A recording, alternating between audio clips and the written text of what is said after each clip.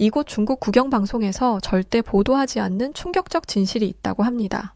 아시아 최대 258제곱킬로미터 뉴타운이 유령 도시로 변했고 광둥성은 400채 빌라 중 단 8가구만 남았다죠. 한국 기업 철수 후 실업률 90%를 기록했다는데요. 과연 이곳에는 무슨 일이 있던 걸까요? 저는 중국 텐진에 살고 있는 저우슌이라고 합니다. 전 경제학자로 쭉 일을 했었지만 알 수 없는 크고 작은 건강상의 문제들로 결혼 이후 주부로 살고 있어요. 제가 살고 있는 이곳 텐진은 거의 한국이라고 해도 무방할 정도로 한국 기업들이 꽉 차 있는 곳이었어요.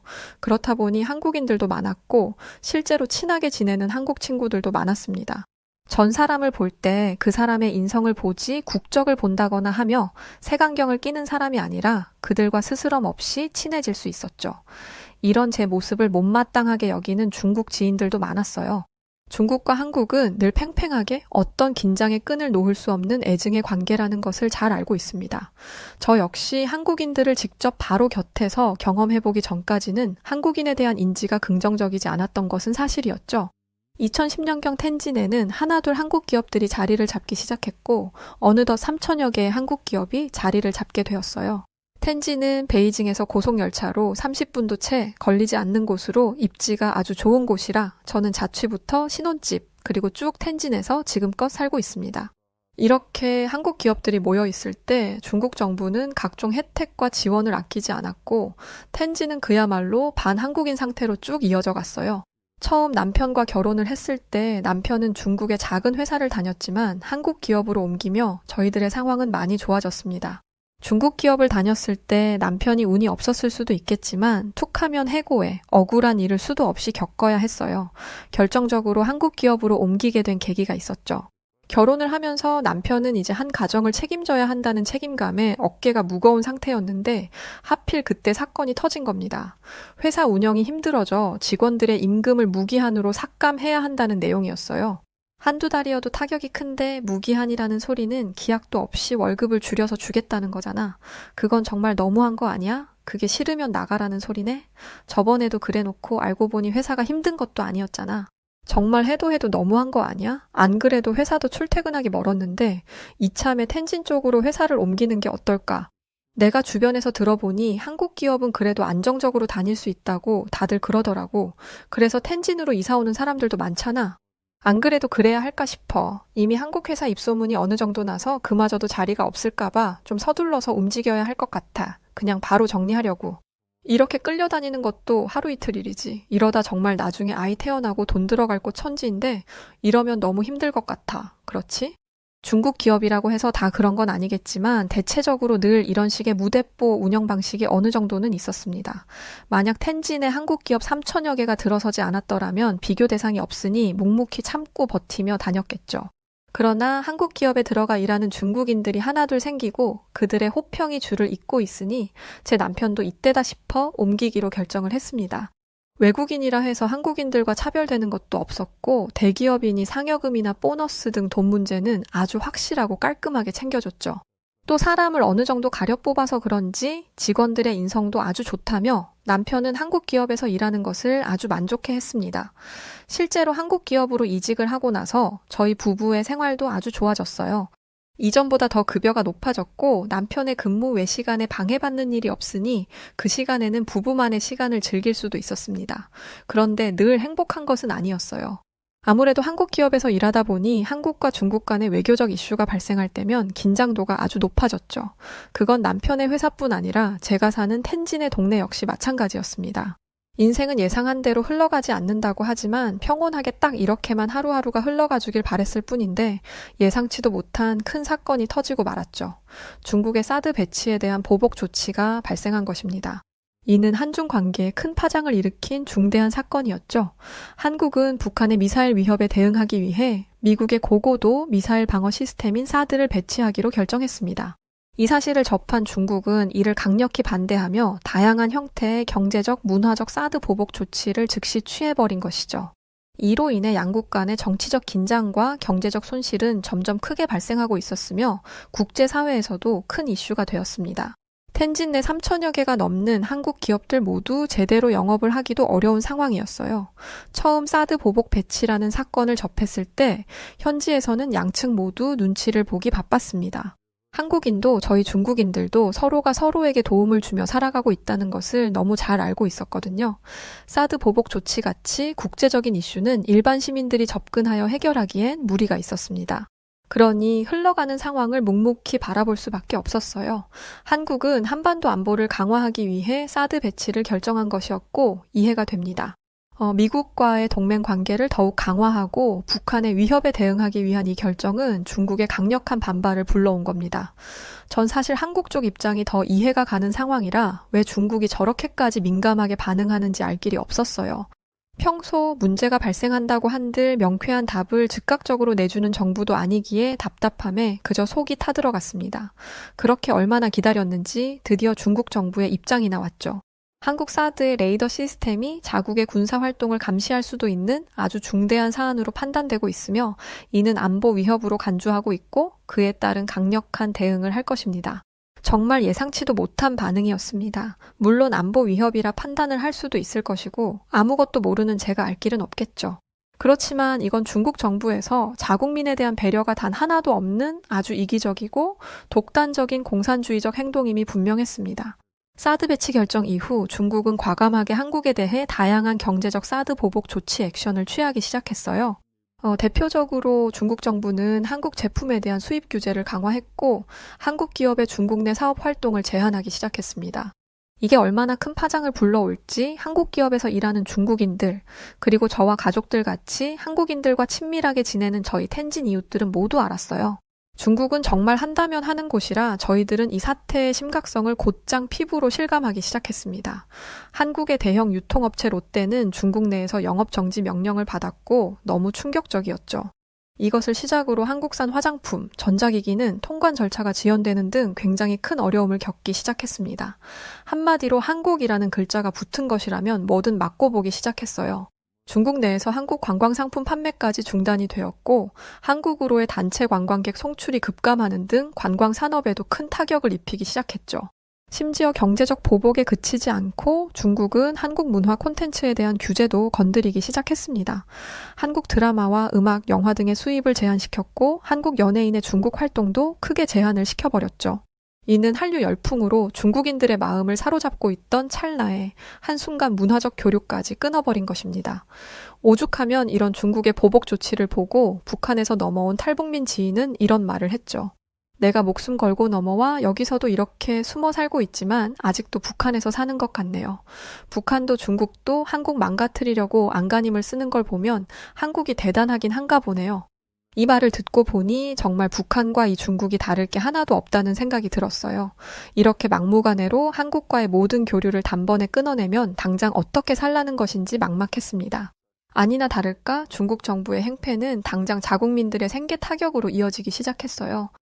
평소 텐진거리를 거닐면 한국 기업들에는 늘 사람들이 많았고 서로 웃으며 대화도 나누곤 했지만 서로 알 수 없는 팽팽한 긴장감만이 맴돌고 있었습니다. 그중 친하게 지내던 한국인 지인에게 용기 내 연락을 해보니 이런 말을 하더군요. 가게 폐업 준비 중이에요. 중국 정부에서 한국 기업들 다 나가라고 선포를 하고 압박을 넣어서 버틸 수가 없네요. 이게 이렇게까지 타격을 받을 줄은 몰랐어요. 여기서 어렵게 자리 잡고 이제야 빛을 보고 있었는데 참 힘드네요. 그나저나 남편분 쪽은 괜찮으신 거예요? 지금 한국 관련된 기업이면 다 박살내고 보던데 저우친도 걱정이네요. 그런데 지금 이렇게 한국 기업 다 내보내는 거 중국 입장에서 진짜 큰 타격일 텐데 왜 저렇게까지 미련한 짓을 하는지 전 이해할 수가 없네요. 저도 마찬가지예요. 당장 우리 텐진만 해도 한국 기업들이 꽉 주름 잡고 있잖아요. 그런 기업들 다 보내고 나면 어쩌려는 건지 모르겠어요. 남편 쪽도 시끌시끌해서 어떻게 해야 할지를 모르겠네요. 단발성도 아니고 이 조치가 꽤 오래도록 흘러갈 것 같은데 참 큰일이네요. 여러모로 제가 대신 죄송해요. 한국인들과 잘 지냈지만 정말 면목이 없어서 얼굴을 들 수가 없었습니다. 전 재산을 끌어다 가게를 차린 사람들이 대부분인데 그들은 한순간에 정부 압박 때문에 모든 걸 놓고 떠나야만 했죠. 그런데 중국인인 제가 얼마나 미울까요?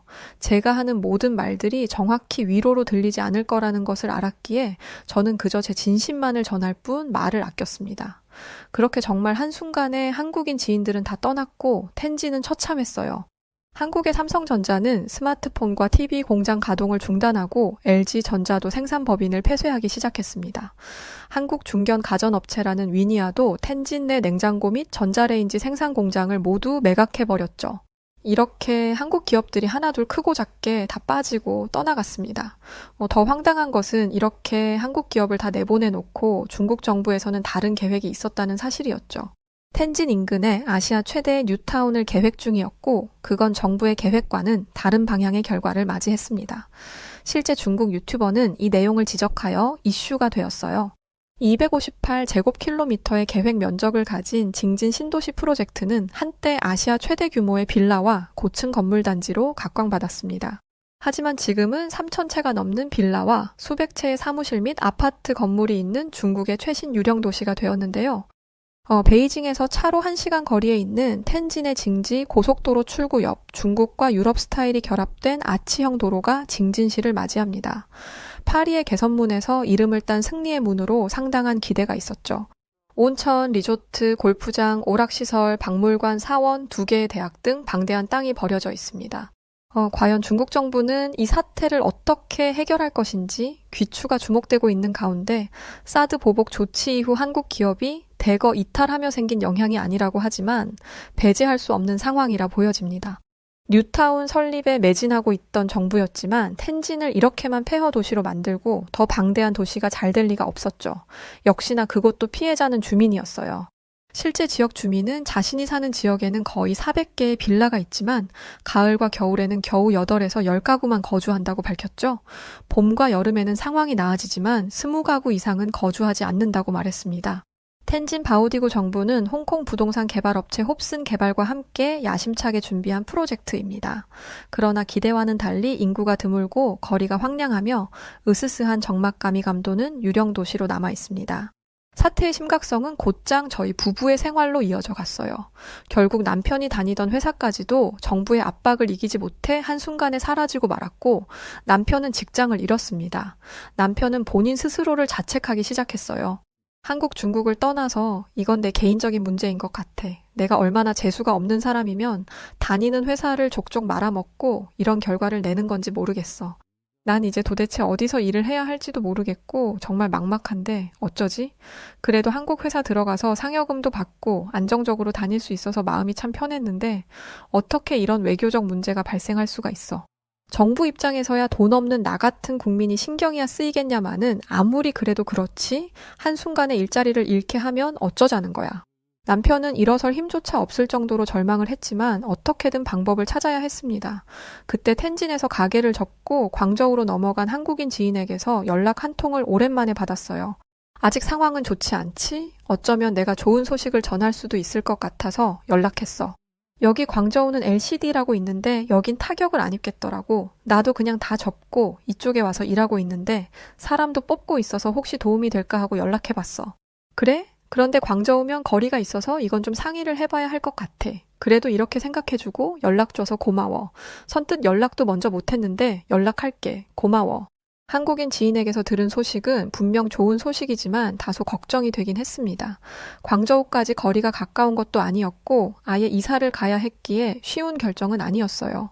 그렇다고 남편 홀로 먼저 보내기도 그렇고 참 고민스러웠습니다.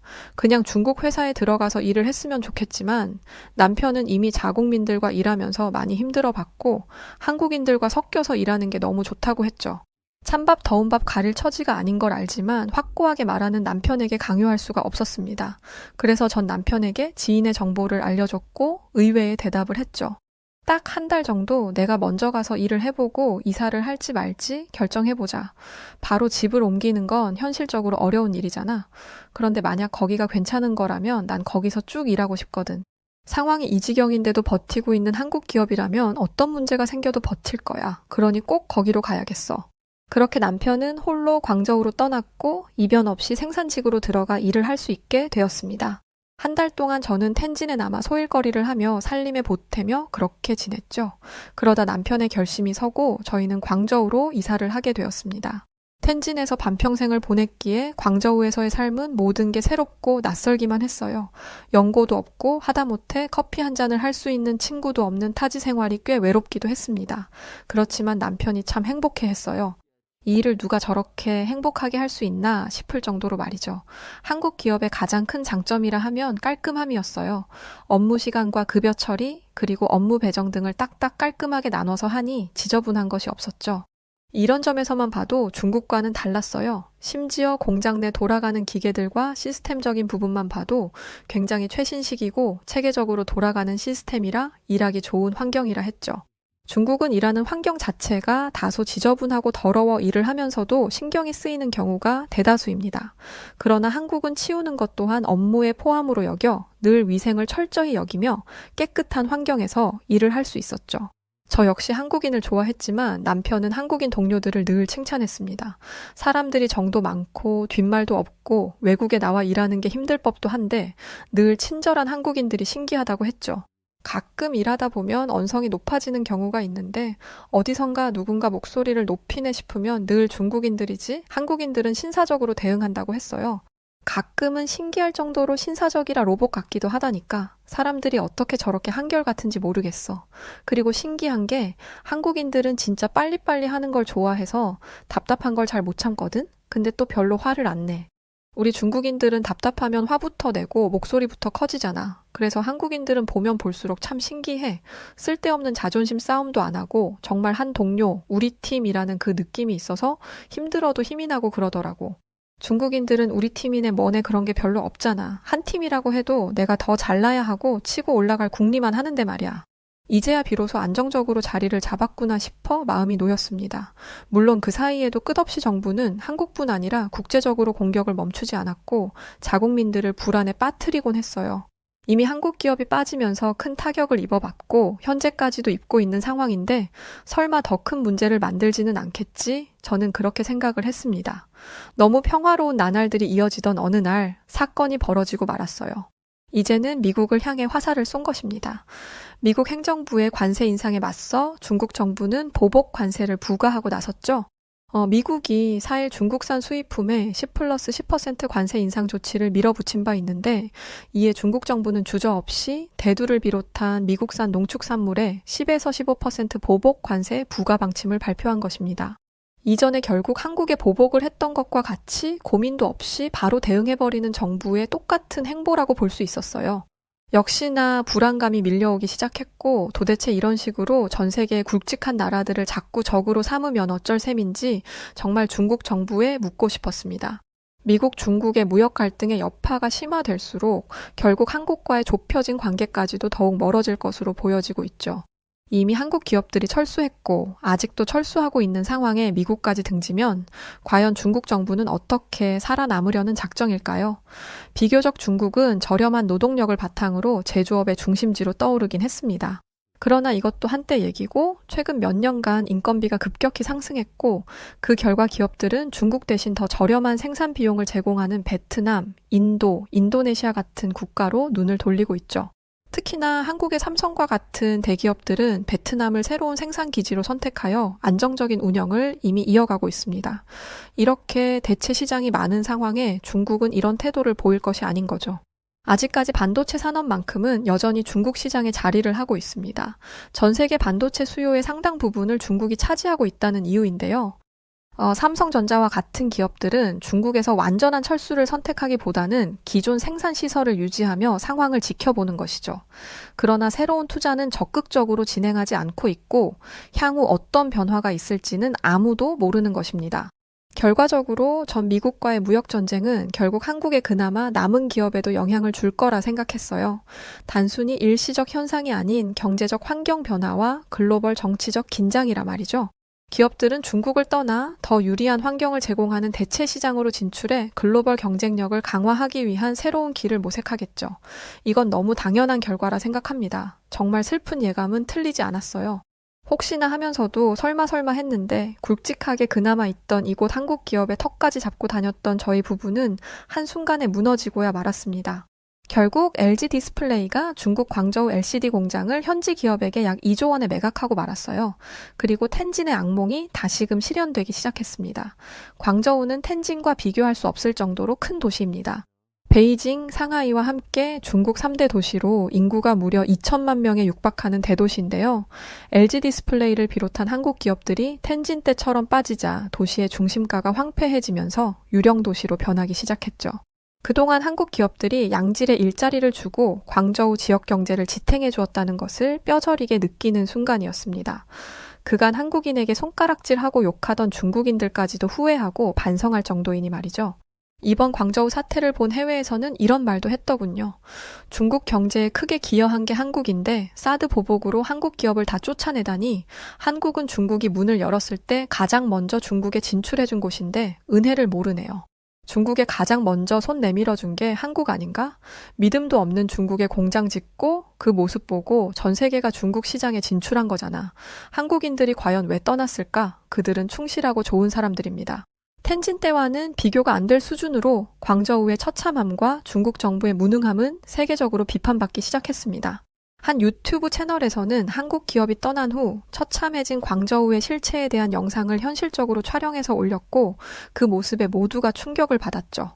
그러나 살고 있는 제가 봤을 때 전혀 자극적이지 않은 사실만이 담긴 영상이었고 올린 사람은 중국인이었어요. 광저우는 예전의 모습이 없고 이제 더는 버틸 수가 없어요. 이곳에 많은 사람들이 일자리는커녕 끼니조차 해결하지 못하고 있습니다. 현재 광저우의 도시 빈민촌에서는 주민 90%가 소득이 전혀 없어 그들은 신용카드에 의지해서 살거나 대출을 받지만 이 또한 갚지를 못합니다. 심지어 광저우의 사업주들은 블랙리스트에 오르고 직원들에게 고소당하고 공급업체로부터 지불을 요구받으며 체납자로 낙인 찍히고 있습니다. 상태는 아주 심각했죠. 전자상거래 회사로 가득했던 고층 빌딩 전체가 텅 비어 있고 길거리 상점들은 문을 닫았죠. 주말과 휴일 인파로 북적이던 거리에는 아예 텅 비어 인파도 없습니다. 베이징 로드와 보행자 거리로 몰려들던 방문객들은 이제 예전의 활기찬 거리와는 극명한 대조를 이루는 적막함을 맞이하고 있죠. 이제 광저우에 남은 것은 단 하나도 없습니다. 다른 선택지가 없으니 모두가 고향으로 급히 돌아가거나 외국으로 나가 일자리를 찾기 시작했죠. 이어 광둥성의 5G 휴대폰 및 가전제품과 같은 제품으로 한때 세계 시장을 주도했습니다. 하지만 2024년 광둥성의 경제 성장률은 크게 둔화되었죠. 1분기 소매 판매액은 전년 동기 대비 0.7% 증가한 3조 5천억 위안에 달했고 이는 상반기에 1.2% 성장률보다 낮을 뿐 아니라 전국 평균 성장률 3.3%에 미치지 못했습니다. 이 수치는 광둥성의 경제 침체가 예상보다 빠르다는 것을 보여주는 것이죠. 경기 침체는 세계적 경제 불확실성, 수출 및 투자 감소, 국내 경제 구조 조정의 어려움에 기인하는 것입니다. 많은 제조기업이 성공적으로 전환하지 못하고 국제시장 장벽과 공급망 중단에 직면해 있는 것이죠. 이런 경기 침체에 대처하기 위한 지역정책 조치도 기대에 미치지 못하고 있습니다. 결국 텐진 광저우에 이어 광둥성까지 중국은 현재 숨기려 하지만 이미 수면 위에 드러나고 있는 것들만 언뜻 봐도 심각한 경제 위기가 왔음을 인정해야 할 것입니다. 제가 건강에 문제만 없다면 남편의 부담감을 덜어줄 수 있었을 텐데 저렇게 한국 기업에 목을 매달지 않았을 텐데 하는 여러 생각이 들었어요. 할 수 있는 게 고작 집에서 경제 흐름이나 읽는 것, 돌아가는 상황 보는 것이라 답답했습니다. 결국 매각당하고 남편은 또다시 절망에 빠질 줄 알았지만 의외의 모습과 결단에 깜짝 놀랐어요. 중국에서 일자리 구하는 게 더 어렵다는 건 당신이 경제 읽을 줄 아니까 잘 알 거라 생각하고 길게 말 안 할게. 한국 가서 일하자. 한 살이라도 젊을 때 우리 애기 낳기 전에 한국 가서 자리 잡고 그냥 그렇게 살자. 한국 회사에서 일하면서 내내 고민했던 일인데 동료들도 이미 간 사람들도 있고 준비 중인 사람들도 있고 가면 도움받아서 바로 일할 수 있어. 이렇게 갑자기 한국을 가자고? 한국이 무슨 옆집도 아니고 너무 충동적으로 결정하는 거 아니야? 아무리 지금 상황이 좋지 않다고 해도 연고도 없는 곳에서 우리가 어떻게 자리 잡고 애를 낳고 살아.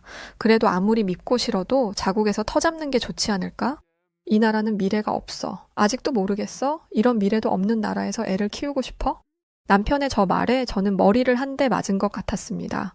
솔직히 중국이 경제적으로 정말 부끄러울 정도로 감정적인 대응을 한다는 것은 알지만 또 늘 실패를 하고 있고 이제는 하다 나라 전체를 폐허로 만들고 있지만요. 그래도 자국인이 이곳에서 사는 게 맞다고 저는 늘 그렇게 생각했습니다. 그런데 적어도 앞으로 태어날 제 아이는 이런 곳에서 살게 하고 싶지는 않더라고요. 제가 용기를 내면 제 아이만큼은 한국인들의 좋은 인성을 닮으며 더 넓고 깨어난 사고를 지닌 아이로 성장할 수 있지 않을까 싶었습니다. 결코 쉬운 결정은 아니었지만 이미 남편의 동료들이 먼저 가서 일을 하고 있기도 했고 함께 넘어가는 동료들도 있어서 가는 것에는 크게 어려움이 없었어요. 그나마 다행인 건 그들의 아내들과 친구가 될 수 있었습니다. 저처럼 주부로 사는 사람들도 있었고 부부가 함께 일하는 경우도 있었죠. 회사 근처 아파트에 모여 살며 처음에는 저희들끼리 지냈지만 역시 사교성 좋은 한국인들은 먼저 다가와 줬습니다. 회사 부부 동반 모임에 참석하면서 한국인 친구들이 하나둘 생기기 시작했고 이제는 국적 불문하고 모두가 잘 지내고 있어요. 사실 남편이 한국으로 가자고 했을 때 저는 이런 생각을 했습니다. 만약에라도 남편이 이번에도 회사가 잘못되면 그냥 제가 나서서 일을 하려고 했어요. 한국에서 중국어를 가르치든 하다못해 공장에 나가서 일을 하든 제가 하던 경제 관련 일을 하든 말이죠. 그렇게 뭐라도 해보면 어떻게든 우리 가족 먹고 살 수 있을 거라고 생각했거든요. 그런데 막상 와보니 한국은 외국인에 대한 정부 혜택과 지원이 꽤 많았습니다. 일자리를 잡을 수 있도록 지원도 해주고 주거지 지원과 아이 출산에 대한 지원 등 한국이라는 나라에 한 가족이 와서 자리를 잡고 살 수 있도록 안전한 울타리를 나라에서 해주는 느낌이 들었죠. 결과적으로 전 한국으로 온 지금이 너무 좋습니다. 가끔은 중국에 있는 가족들이 한국이 뭐가 좋냐며 날카롭게 물어보기도 해요. 아직도 중국은 한국을 싫어하는 사람과 저처럼 한국을 이해하는 쪽 이렇게 아주 대립된 입장으로 나뉘거든요. 그게 가족이라고 해도 말입니다. 그럼 전 가족들에게 그럽니다. 적어도 한국에서는 한순간에 나라 때문에 망할 수도 있다는 그런 불안감은 없어. 오늘 자고 일어났는데 내일 정부에서 사고를 쳐서 한순간에 폐허가 된다거나 유령 도시가 있다거나 절대 그럴 일은 없다고. 자국민뿐 아니라 외국인도 보호하는 게 한국인데 당연히 중국에 있을 때보다 속 편하고 좋지.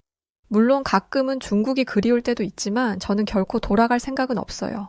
미국, 중국, 동남아, 일본에서 한국으로 지금까지도 이민을 많이 오는데 전 그들이 왜 그런 선택을 하는지 너무 이해가 갑니다.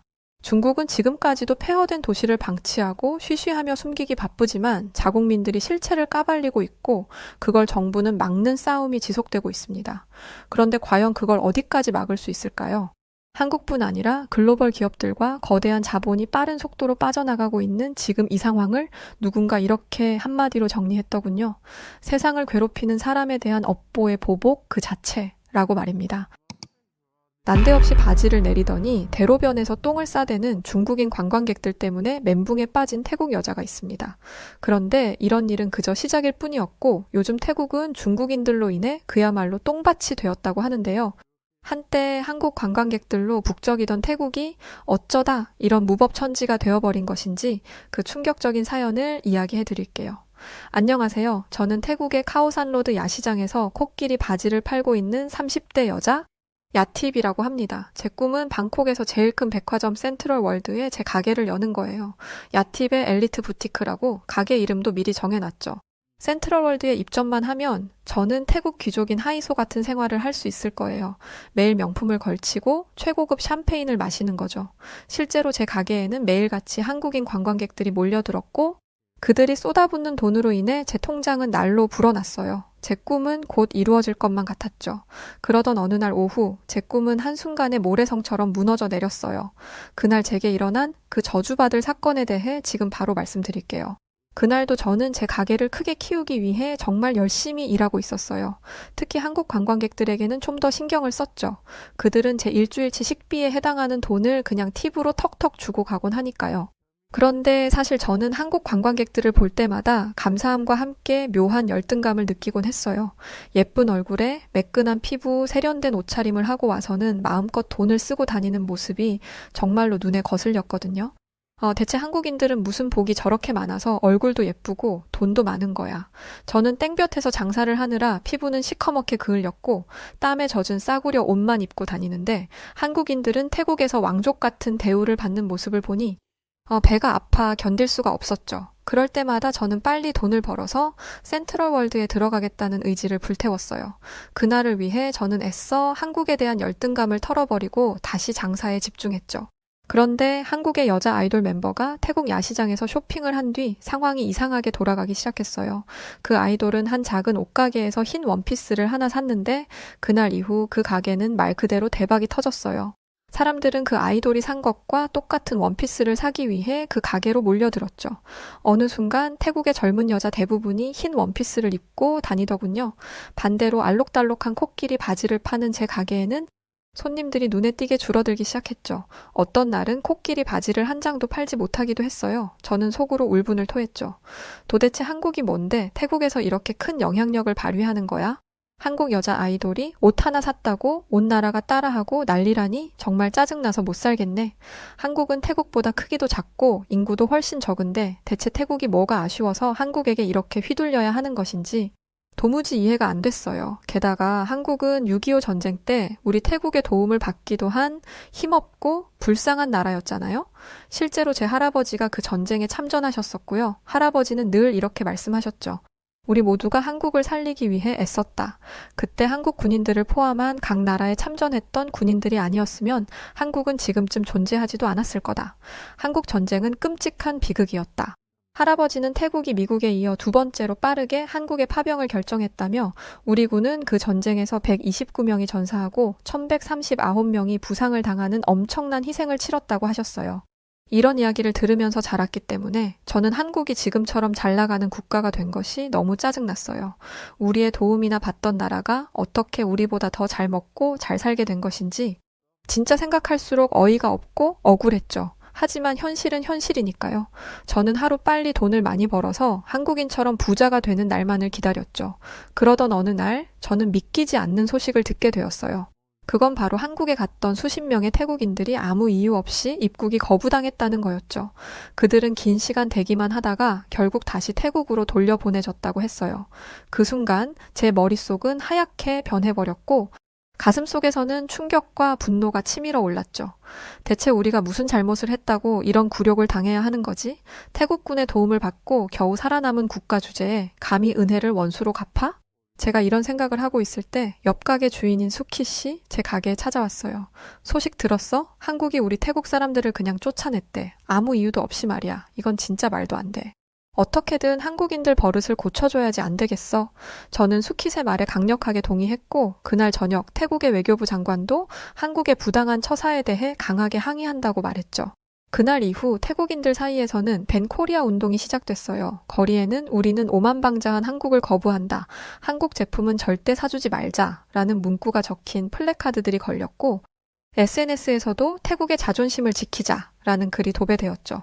저는 그런 글을 볼 때마다 좋아요를 누르며 밴 코리아 운동에 동참했어요. 그런데 시간이 지나면서 한국인들이 이 밴 코리아 운동에 대해 불쾌해한다는 이야기가 들려왔어요. 한국 언론에서는 태국을 비난하는 목소리가 커졌고 일부 한국 네티즌들은 태국 여행을 보이콧하겠다는 반응을 보이기도 했죠. 처음에 그 소식을 들었을 때 저는 어이가 없었어요. 한국은 도대체 얼마나 오만한 거지? 자기네들이 태국인들을 함부로 대해놓고 오히려 우리한테 화를 내는 게 말이 돼? 우리 태국도 강한 나라다 이거야. 한국이 아무리 잘 나가도 우리에게 이렇게 굴면 안 되지. 저는 이렇게 생각하며 크게 콧방귀를 뀌었어요. 그런데 한편으로는 복잡한 감정이 들기도 했죠. 만약 한국인 관광객들이 진짜 태국에 오지 않으면 어떻게 돈벌이를 해야 하지? 한국인들이 없으면 가게 매출이 엄청 줄어들 텐데 이런 현실적인 걱정이 밀려왔거든요. 하지만 그때 예전에 주변에 계셨던 태국 어른들의 말이 떠올랐어요. 우리의 도움을 받으며 빌빌대던 한국이 지금 우리보다 더 잘 산다고 해서 기죽을 필요는 없어. 태국에게는 중국이 있다. 태국 어른들의 말들을 떠올리자 저는 용기가 생겼어요. 그래, 한국 따위 없어도 태국은 괜찮아. 한국 전쟁 때 오히려 우리 도움받은 나라잖아. 거기에 중국까지 힘을 보태면 아니, 오히려 더 잘 될 거야. 이런 생각을 하니 왠지 모르게 마음이 가벼워졌어요. 그동안 느꼈던 짜증과 열등감이 조금씩 사라지면서 다시 희망이 피어나는 것 같았죠. 그렇게 저는 태국은 위대해라는 굳건한 마음을 품고 잠에 들었답니다. 그리고 잠시 후 저는 아주 신기한 꿈을 꾸었죠. 글쎄, 엄청나게 많은 한국인들이 제 앞에서 무릎을 꿇고 이렇게 비는 것 아니겠어요? 야팀님, 제발 한국을 용서해주세요. 저희가 다 잘못했어요. 제발 태국에 다시 올 수 있게 해주세요. 저희는 태국 없이 못 살아요. 한국인들이 저에게 매달리며 애원하는 모습에 저는 꿈이지만 어깨를 으쓱이며 콧노래를 불렀죠. 그러면서 한국인들을 향해 턱을 치켜들고는 이렇게 대답했어요. 공짜로는 안 돼요. 우리 태국의 코끼리 바지를 1억 장 주문하시면 고려해보죠. 그러자 한국인들은 감격해서 눈물까지 흘리며 감사합니다 야탐님 당장 주문하겠습니다 이렇게 말하더군요. 저는 그 비굴한 모습을 보며 깔깔 웃기 시작했는데 갑자기 눈앞에서 빛이 번쩍이더니 저는 잠에서 깨어났어요. 대박! 이거 예지몽 아니야? 창밖을 내다보니 아침 풍경이 어느 때보다 아름다워 보였어요. 저는 이제 그 무엇도 두렵지 않았죠. 저는 그렇게 긍정적인 마음으로 하루를 시작했답니다. 오늘은 정말 특별한 날이 될 거란 예감이 들었죠. 하지만 제 눈앞에 펼쳐진 광경은 충격 그 자체였어요. 뭐야, 왜 손님이 하나도 없어? 대체 다들 어디로 간 거야? 늘 관광객들로 북적이던 카오산 거리는 마치 유령 마을이라도 된 것처럼 횡해져 있었어요. 평소 같았으면 이 시간에 벌써 100명은 지나갔을 텐데 지나가는 것이라고는 길고양이 한 마리뿐이었죠. 저는 제가 아직 꿈을 꾸고 있는 건가 싶어서 제 볼까지 꼬집어 봤어요. 하지만 이건 꿈이 아니었어요. 그 순간 제 머릿속에서 우당탕 하는 소리가 들려오더군요. 그건 바로 제 희망이 무너지는 소리였죠. 우리는 정말 한국 없이 살아갈 수 없는 걸까? 이대로 벤코리아 운동을 하는 게 정말 우리에게 도움이 되는 걸까? 그런 생각이 들자 눈물이 왈칵 쏟아지더군요. 아침에 꾸었던 그 화려한 꿈이 이렇게 허무하게 깨질 줄은 몰랐으니까요. 그런데 문제는 여기서 끝이 아니었어요. 갑자기 휴대폰이 울리길래 뭔가 하고 봤더니 은행에서 메시지를 보내왔더군요. 대출금 상환일이 7일 남았습니다. 그 순간 저는 다리에 힘이 풀려 주저앉고 말았어요. 어떡해. 이제 어떡하지. 꿈에서 봤던 찬란한 미래는 온데간데 없고 제 앞에는 막막하고 잔인한 현실만이 기다리고 있었죠. 센트럴 월드의 꿈은커녕 이제 당장 내일 먹을 밥도 걱정해야 할 신세가 되며 그렇게 저의 특별한 날은 시작도 하기 전에 막을 내리고 말았답니다. 문제는 시간이 갈수록 상황이 점점 더 나빠졌다는 것이었어요. 한국인 관광객들이 발길을 끄는 이후로 카오산 로드는 점점 더 횡해져만 갔죠. 하루에 몇천 바트씩 벌던 시절이 있었는데 이제는 손님이 하루에 한두 명이나 들어오면 다행인 날들이 이어졌어요. 가게 안에서 저는 한숨만 푹푹 내쉬었어요. 그렇게 혼자 멍하니 앉아 있는데 건물주가 저를 찾아왔습니다. 아이고, 가게에 이렇게 파리만 날려서 어째? 야, 팁, 당신 이번 달 월세는 낼 수 있어? 건물주의 말에 저는 숨이 막혔어요. 그동안 모아둔 돈으로 겨우 한 달을 버텼는데 이제 그마저도 바닥이 났거든요. 제가 할 수 있는 것이라고는 떨리는 목소리로 건물주에게 애원하는 것뿐이었죠. 사장님, 죄송한데 조금만 시간을 주세요. 한국 손님들이 곧 돌아올 거예요. 그때 제가 꼭 밀린 월세 다 갚을게요. 저는 이렇게 말하며 결국 울음을 터트리고 말았고 그런 제가 불쌍해 보였는지 건물주는 딱 한 달만 기다려주겠다고 했어요. 저는 감사하다고 하며 몇 번이나 허리를 숙였고 그렇게 건물주가 떠난 뒤 저는 가게 문을 활짝 열었어요. 힘내자. 이제 곧 한국 손님들이 올 거야. 꼭 올 거야. 저는 인터넷 번역기를 돌려서 환영합니다. 라는 한국말이 적힌 팻말도 달았고 코끼리 바지도 평소보다 더 예쁘게 진열했죠. 하지만 현실은 냉정했어요. 날이 갈수록 거리는 더 황폐해져만 갔고 한국 손님들의 모습은 그 어디에서도 보이지 않았죠. 그렇게 건물주와 약속한 한 달이 다 되어가자 저는 거의 미친 사람처럼 행동하기 시작했어요. 어쩌다가 한국인처럼 생긴 사람들만 보이면 달려가 말을 걸었죠. 혹시 한국 사람이세요? 아, 유코리안?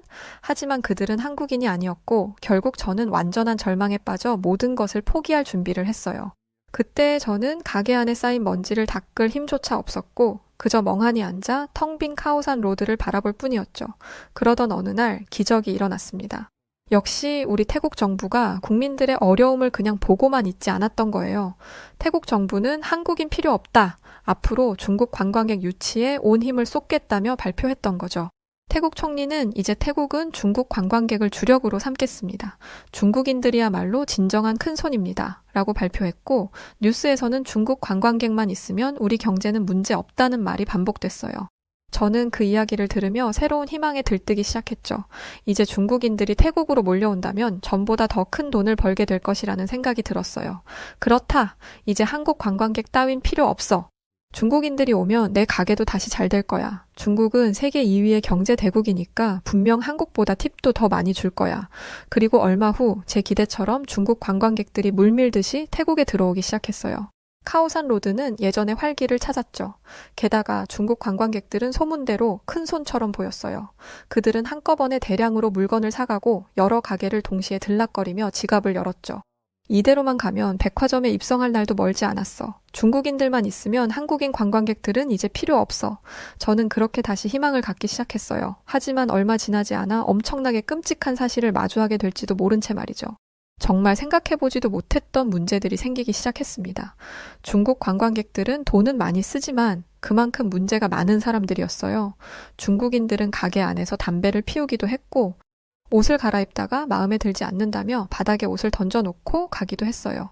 뿐만 아니라 검정 봉지에 자기 맘대로 옷을 훔쳐가는 일들도 빈번했었죠. 저는 중국인들의 이런 비상식적인 모습에 충격받았습니다. 하지만 정말 충격적이었던 일은 따로 있었어요. 어느 날 진상 중에 진상인 중국인이 제 가게에 찾아왔거든요. 이 중국인은 한쪽 손으로 코를 후비며 제 가게에 들어와서는 그 더러운 손으로 제 가게에 있는 옷들을 마구 만지기 시작했어요. 저는 어떻게든 이 중국인을 말려보려 했지만 그는 제 말은 들은 척도 하지 않았죠. 그러더니 갑자기 옷을 반값으로 깎아달라는 말도 안 되는 요구를 했어요.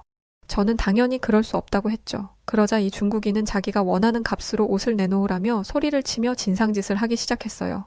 에이, 이거 다 싸구려잖아. 공짜로 줘도 안 입을 옷을 내가 큰 마음 먹고 반값이나 주겠다는데 왜 이렇게 말이 많아? 저는 당장이라도 머리가 빠개질 것 같은 스트레스를 느끼며 계속 이러실 거면 그냥 나가달라고 말했죠. 그랬더니 이 중국인은 묘한 비웃음을 지으며 가게를 떠나더군요. 그러더니 가게 앞 도로 한복판에서 갑자기 바지를 내리고는 똥을 싸지르는 게 아니겠어요? 지금 대체 뭐 하시는 거예요? 여기는 화장실이 아니라고요. 저는 기절할 듯 놀라서 이렇게 소리를 질렀죠. 주변 상인들도 발걸음을 멈추고 그 광경을 지켜보고 있었어요. 하지만 이 중국인은 눈 하나 깜짝하지 않고 태연한 얼굴로 제게 이렇게 말했어요. 시끄럽고 닦아야 하니까 휴지나 내놔. 그 말을 듣는 순간 저는 어디서 몰래 카메라라도 찍고 있는 건가 하는 생각이 들었어요. 하지만 이건 그저 순수한 미친 현실이었을 뿐이었죠. 저는 땀을 삐질삐질 흘리며 멘붕 상태에서 서랍을 뒤져 휴지를 꺼내 들었어요. 그리고는 떨리는 손으로 그에게 휴지를 내밀었죠. 그러자 이 중국인은 뒤처리를 하더니 아무 일도 없었다는 듯 유유히 가게 앞을 떠나갔어요. 이제 남은 것은 그가 남긴 더럽고 냄새나는 흔적뿐이었죠. 저는 너무 기가 막혀서 머리를 감싸 쥐었어요. 도대체 내가 뭘 잘못했기에 이런 꼴을 당해야 하나 싶었죠. 중국인 관광객이 많아지면 많은 돈을 벌 수 있을 거라고 기대했는데 이건 완전히 제 상상을 초월하는 상황이었어요. 아무리 돈을 많이 벌어봤자 이런 일이 계속 생긴다면 차라리 가게를 접는 게 더 나을 거라는 생각도 들었죠. 그리고 가장 큰 문제는 이런 중국인들이 한둘이 아니었다는 거예요. 카오산 로드 곳곳에서 중국인들이 똥을 싸는 모습이 목격되었고 결국 태국은 쓰레기와 악취로 가득하게 되었죠. 거기에 더해 가게 앞에 쌓여가는 쓰레기와 시끄럽게 떠들어대는 중국인들의 목소리까지 중국인들은 정말 어느 것 하나 정상적이지 않았어요. 저들은 단정한 한국인들과는 태생부터 달라 보였죠. 한국 관광객들은 코끼리 바지 하나 사면서도 웃으며 감사합니다 라고 정중하게 인사를 했고 몇백 바트씩 팁을 주곤 했는데 한국인들이 얼마나 예의 바르고 소중한 손님이었는지 그때 저는 몰랐던 거예요. 저는 이제 와 뒤늦게 한국인 손님들의 소중함을 깨달으며 후회의 눈물을 흘렸답니다. 그렇게 절망에 빠져 지내던 어느 날이었어요. 저는 그날도 가게 앞에서 한숨을 쉬고 있었는데 옆 가게 주인 수키 씨 그늘진 얼굴을 해서는 다가오더군요. 저는 수키 씨에게 왜 그러냐고 또 중국 관광객이 진상짓이라도 한 거냐고 물었죠. 그러자 수키 씨는 착 가라앉은 목소리로 이렇게 말했어요. 야팁. 내가 방금 엄청난 이야기를 들었는데 우리는 그동안 한국이 태국인들을 차별한다고 생각했잖아? 그런데 사실은 그게 아니래. 알고 봤더니 우리 태국인들이 한국에 가서 불법 체류를 하고 범죄까지 저질렀나 봐. 그래서 한국이 태국인들을 입국 금지시켰던 거래.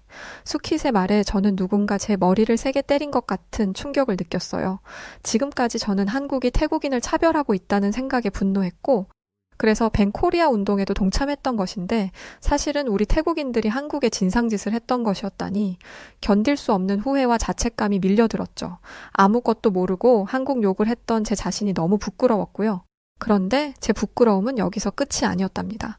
그날 밤 집으로 돌아간 저는 아빠에게 이 일에 대해 말씀드렸어요. 그러면서 그래도 한국에 전쟁이 일어났을 때 태국이 한국을 도와준 것은 맞으니까 이제라도 사과만 잘하면 한국이 태국의 실수를 용서해주지 않을까? 라고 말했죠. 한국 전쟁 때 태국군이 큰 희생을 감내하며 한국을 도왔고 그로 인해 한국이 지금의 번영을 누리게 된 것은 부정할 수 없는 사실이었으니까요. 그때 아빠의 입에서는 충격적인 말이 나오기 시작했죠. 야, 팁. 놀라지 말고 들으렴. 우리 태국이 한국 전쟁에 참전한 이유는 순수하게 한국을 돕기 위해서가 아니었어. 사실 그때 태국은 제2차 세계대전에서 나치 독일과 일본 편에 섰던 나라였고, 그로 인해 국제사회에서 엄청난 비난을 받고 있었지. 유럽 국가들은 태국도 독일과 일본처럼 죗값을 치러야 한다고 생각했고, 우리는 잔뜩 숨죽인 채 그들의 눈치만 살피던 상황이었어. 아빠의 말이 끝나자 저는 아무 말도 할 수가 없었어요. 너무나도 당황스럽고 혼란스러웠거든요. 우리가 나치 독일과 일본 그 학살자들의 편이었다고요? 저는 그 말이 도통 믿기지가 않았어요. 태국이 2차 세계대전의 가해자였다는 사실은 평생 처음 듣는 이야기였거든요. 하지만 아빠의 표정은 전에 없이 진지했고, 아빠가 제게 거짓말을 할 리도 없었죠. 그동안 저는 태국이 정의롭고 용감한 나라라고 한국을 돕기 위해 전쟁에 참전했다고 믿고 있었는데, 저는 그 순간 모든 것이 산산조각 나는 기분이었어요. 아빠는 씁쓸한 표정을 지으시며 계속해서 이야기를 이어가셨어요. 2차 세계대전에서 패배한 후 태국은 국제사회에서 따돌림을 받고 있었지. 우리는 미국과 유럽 국가들에게 다시 인정을 받아야 했고, 그래서 한국 전쟁에 참전했던 거야. 정의나 명예를 위해서가 아니라 그저 태국의 이익을 위해서 말이야. 아빠의 말을 듣는 순간 저는 눈물이 핑 돌았어요. 그동안 저는 제가 태국인이라는 것에 자부심을 갖고 살았는데 그게 다 거짓이었다니 배신감과 혼란이 밀려왔어요. 태국이 한국을 도와준 게 아니라 그냥 우리 자신을 위해서 싸운 거였다니, 그런 것도 모르고 태국을 전쟁 영웅이라 생각해온 제가 너무 부끄러웠어요. 그렇게 수치스러워하는 저를 보며 아빠는 이렇게 말씀하셨어요. 우리가 한국에 대해 가졌던 편견을 이제는 버려야 해. 한국은 우리가 생각했던 것 이상으로 훌륭한 나라야. 한국은 식민지 시절과 전쟁을 겪은 뒤 국토의 대부분이 훼손되었지. 그야말로 초토화되었다고 해도 과언이 아니었어. 하지만 한국인들은 그 어떤 고난과 역경 앞에서도 절대 포기하지 않았고, 지금은 세계에서 손꼽히는 강대국이 되었지. 엔터 사업과 전자기기, 조선, 자동차, 반도체, 디지털, AI와 각종 가전제품의 군사력까지 한국은 세계에서 최정상을 찍고 있어. 생각해보면 한국은 정말 무서운 국가야. 그들이 마음만 먹으면 이 세상에 해내지 못할 일이 없으니. 그런데 요즘 젊은 태국인들은 한국 무서운 줄을 모르고 함부로 떠들어대고 있더구나. 정말 어리석은 일이지. 아빠는 무겁게 한숨을 쉬며 말씀을 이어가셨어요. 아빠는 태국의 앞날이 진심으로 걱정되는구나. 우리 스스로를 자랑스러워하는 건 좋은 일이지만 지금처럼 한국과 등을 돌린다면 태국은 엄청난 대가를 치러야 할 거야. 한국은 세계에서 정점을 찍은 강대국이니까. 만약 우리가 계속 이렇게 무지하고 고집스럽게 한국을 적대한다면 정말 큰 재앙을 초래할 수도 있어. 아빠의 말은 마치 경고처럼 들렸어요. 그동안 저는 한국이 태국보다 잘 산다는 이유만으로 그들을 질투하고 시기했어요. 하지만 이제는 그들이 우리와는 다른 차원에서 세계적인 영향력을 행사하고 있다는 것을 뼈저리게 깨닫게 되었죠. 만약 한국이 태국을 완전히 버린다면 단순히 경제적인 문제를 떠나 태국이 국제사회에서 고립될 수도 있다는 생각에 등골이 오싹해지더군요. 이제부터라도 달라져야 해. 태국이 한국과 다시 좋은 관계를 맺을 수 있게 나부터 뭐라도 해보자. 그렇게 결심을 굳힌 저는 다음 날 아침 비장한 마음을 안고 집을 나섰어요. 하지만 거리로 나온 순간 저는 바위처럼 굳고 말았답니다. 거리 곳곳에는 벤코리아 포스터가 붙어 있었고 사람들은 한국 타도라는 글이 적힌 두건을 머리에 두른 채 한국 제품을 거리에 쌓아두고 불을 지르고 있었죠. 저는 그 모습을 보며 가슴이 답답해졌어요. 결국 저는 더 이상 참지 못하고 사람들 앞에 나서서 이렇게 말했죠. 잠깐만 내 얘기 좀 들어주세요. 그동안 우리가 한국을 오해하고 있었어요. 태국인들이 한국에 들어가서 불법 체류를 하고 범죄를 저질렀대요. 한국은 정당하게 입국 절차를 강화했을 뿐이라고요. 저는 이렇게 간절하게 외쳤고 순간 주변은 찬물을 끼얹은 듯 조용해졌죠. 그런데 이것은 폭풍 전의 고요함일 뿐이었어요. 곧이어 한 여자가 분노의 찬목소리로 제게 소리치기 시작했죠. 이 여자는 또 뭐야? 자기 나라는 안중에도 없고 감히 한국 편을 들어? 너 태국인이 맞기는 해? 그렇게 한국이 좋으면 넌 한국에 가서 살아. 그 말에 저는 눈물이 나려는 걸 겨우 참았어요. 그리고는 겨우 힘을 내어 이렇게 말했죠. 제발 이러지 말고 제발 좀 들어보세요. 지금이라도 우리는 한국인들의 마음을 돌려야 해요. 한국이 없으면 우리 경제는 무너지고 말 거라고요. 감정적으로 이러지들 말고 제발 좀 이성적으로 생각해보세요. 한국이 없다면 우리가 어떻게 살아남을 수 있겠어요? 저는 진심을 담아 호소했지만 사람들의 분위기는 점점 더 험악해질 뿐이었어요. 그들의 눈빛은 경멸과 분노로 가득 차 있었죠. 그 순간 어디선가 한국으로 꺼져, 이 배신자라는 소리가 들려왔어요. 깜짝 놀라 고개를 돌려보니 한 남자가 무서운 표정을 지으며 저를 노려보고 있더군요. 그는 사람들 사이를 헤치며 빠르게 다가오더니 손가락을 들어 제 가슴을 세게 찌르며 위협적인 목소리로 말했어요.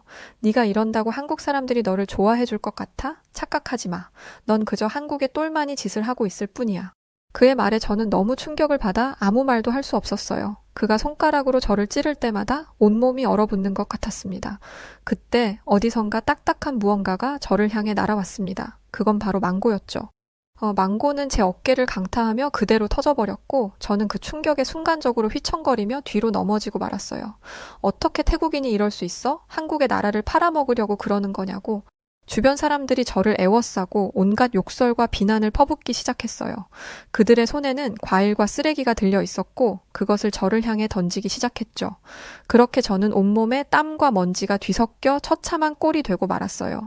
다행히 그 순간 근처를 지나가던 사람들이 경찰을 불러주었고 경찰들이 현장에 도착하고 난 뒤에야 저는 겨우 그곳을 벗어날 수 있었답니다.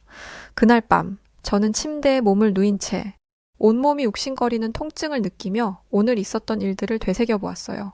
사람들은 마치 광신도라도 된 것처럼 태국은 위대한 나라라고 믿으며 한국은 철저히 적으로 여기고 있었죠. 하지만 그건 진실이 아니잖아요. 한국은 경제적으로 또 문화적으로 전 세계를 휘어잡고 있는 강대국인데 사람들은 귀를 닫은 채 현실을 외면하고만 있었죠. 저는 아파오는 머리를 부여잡으며 답답한 마음에 눈을 질끈 감았어요. 태국이 한국보다 우월해. 우리는 위대해. 한국은 우리를 무시하고 있어. 태국 사람들은 이런 거짓을 진실이라 믿고 있었고 그 잘못된 믿음이 나라를 병들게 하고 있었어요. 마치 태국이라는 나라 전체가 미쳐가고 있는 것 같았죠. 너무나 막막했고 이 어두운 터널에서 벗어날 방법이 보이지 않아서 괴로웠어요. 그렇게 저는 새벽까지 잠 못 들며 그날의 끔찍한 기억을 되새기며 아파했습니다. 하지만 저의 이런 고통과 상관없이 다음 날도 그 다음 날도 태국의 상황은 나아지지 않았어요. 오히려 더 악화되어 갔죠. 어느 날 수키 씨 저를 찾아와 이렇게 말하더군요. 야 팁 들었어? 우리나라가 중국이랑 군사훈련을 한대. 태국은 한국을 견제하기라도 하려는 듯 중국과의 관계를 더욱 강화하고 있었죠. 저는 이 상황이 너무 황당하고 어이가 없었어요. 태국의 국방력 순위는 겨우 30위 정도로 한국이 마음만 먹으면 태국은 먼지가 되어 사라질 텐데 대체 뭘 믿고 한국 같은 군사 강대국을 도발하는 것인지 이해가 되지 않았죠. 하지만 제 생각과 다르게 태국 사람들은 한국과 전면전도 불사하겠다며 여전히 강대국 태국이라는 허상에 빠져 있었어요. 정말 답답해서 미쳐버릴 것만 같았죠. 설상가상으로 제 가게에도 큰 위기가 닥쳐왔어요. 장사가 되지 않으니 매달 가게 임대료를 내는 것도 벅찼고 이제는 더 이상 버티기 힘든 상황에 이르렀죠. 중국인들이 그나마 간간히 물건을 사주긴 했지만 남기는커녕 오히려 손해만 보는 수준이었고 중국인들이 대거 몰려들면서 오히려 동네는 냄새나는 쓰레기장이 된 것만 같았습니다. 건물주는 더 이상 사정을 봐줄 수 없다며 제게 가게를 빼달라고 요구했어요. 그 말을 듣는 순간 제 눈에서는 눈물이 주르륵 흘러내렸답니다. 한때는 제게도 꿈꾸던 미래가 있었고 백화점에 입성하는 그 날만을 손꼽아 기다렸는데 이제는 모두 다 허사가 되었죠. 한국 손님들의 발길이 끊긴 거리에서 저는 마치 혼자 세상에 남겨진 기분이었답니다. 그날 밤 가게 문을 닫으면서 저는 마지막으로 뒤를 돌아봤어요. 한때 제 꿈이자 희망이었던 이 작은 공간이 이제는 그저 슬픈 기억으로 남게 될 거라고 생각하니 가슴이 미어졌어요. 내 소중한 꿈도 이제는 안녕. 그 말을 끝으로 문을 잠갔는데 그 소리가 마치 제 심장을 잠그는 것처럼 아프게 들렸답니다. 처음에 벤 코리아 운동이 일어났을 때 그때 사람들을 말렸다면 조금은 달라졌을까? 주변의 분위기에 휩쓸려 어리석은 행동을 했던 과거의 제가 너무 원망스러웠어요. 하지만 이제는 모든 것이 너무 늦어버렸죠. 이제 와서 제가 할 수 있는 일은 한국인 여러분께 진심으로 사과하는 일 뿐인 것 같아요. 여러분께서 제 이야기를 들어주실지 모르겠지만 그래도 간절한 마음을 담아 이렇게 사연을 보내봅니다. 한국인 여러분 정말 죄송해요. 부디 저희를 용서해 주시고 다시 한번 태국을 찾아와 주세요. 여러분이 얼마나 소중한 손님이셨는지 이제는 너무나 잘 알고 있어요. 한국인 여러분이 저희의 미래였는데 멍청한 저는 그걸 몰랐어요. 여러분, 진심으로 사과드립니다. 제발 저희의 무례함을 용서하시고 태국에 다시 찾아와 주세요. 만약 여러분이 다시 와주신다면 이번에는 진심을 다해 잘 모시겠습니다. 부디 저희에게 다시 한번 기회를 주세요. 제 이야기가 한국인 여러분들의 마음에 닿기를 간절히 바라며 저의 이야기는 이만 마치도록 하겠습니다. 네, 오늘 사연 여기까지입니다. 뭐 안타깝네요. 하지만 그렇다 한들 이제 와서 뭘 어쩌겠나 싶기도 하고요. 태국이 중국을 선택한 건 진짜 한심합니다. 중국인들은 한국에 와서도 길에 대변도 보고 하는데 태국 길거리 난리겠네요. 자, 그럼 오늘 사연 어떠셨나요? 사연이 재밌으셨다면 구독과 좋아요 부탁드리고, 그럼 지금까지 저는 여우튜브 송은지였습니다. 더 재밌고 즐거운 영상으로 다시 인사드릴게요. 그럼 고맙습니다. 그리고 늘 감사드리고 사랑합니다. 당신만의 여우튜브